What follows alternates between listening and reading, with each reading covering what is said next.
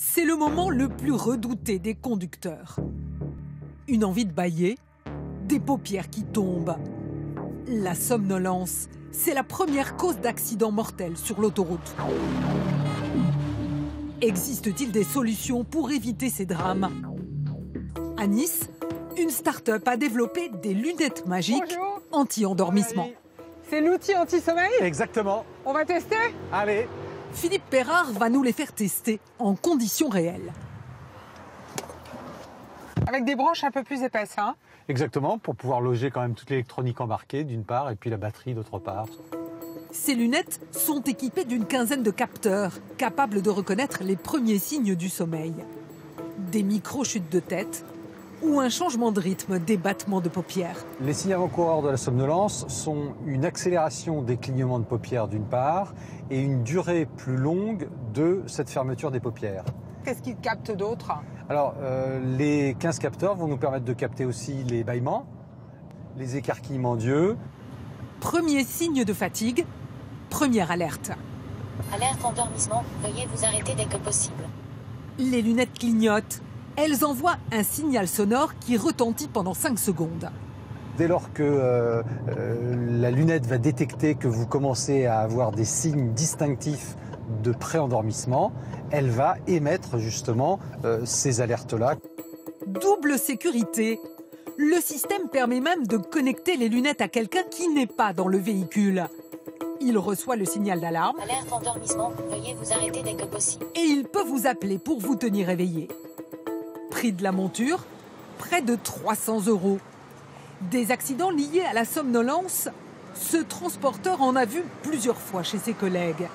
Pour limiter les risques, il a équipé certains de ses chauffeurs de ces lunettes connectées. Dès que t'arrives, tu m'appelles. Allez, bonne route. C'est une angoisse parce que quand on a plus de 60 chauffeurs tous les jours, nuit comme jour, sur la route, avec des éléments aussi gros que ça, tous les jours on se pose la question, on espère qu'il ne va pas avoir d'accident, justement lié à cette somnolence.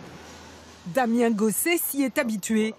Pour ce chauffeur routier qui change de rythme régulièrement, Go. Et c'est parti, les lunettes sont connectées. c'est un outil rassurant qu'il a toujours sur lui. Donc le changement de rythme peut amener des somnolences et ça nous sert à les prévenir et c'est une sécurité en plus pour le chauffeur. Et des gadgets qui nous réveillent, il y en a de toutes les sortes. Cette bague, par exemple, elle mesure l'activité électrique à la surface de la peau et au premier coup de pompe, alarme. Plus l'activité du cerveau ralentit, moins il y en a de l'électricité sur la peau. C'est justement cette bascule que va détecter la bague, le moment où on pique du nez. Vibration, plus signal sonore, la bague vous réveille.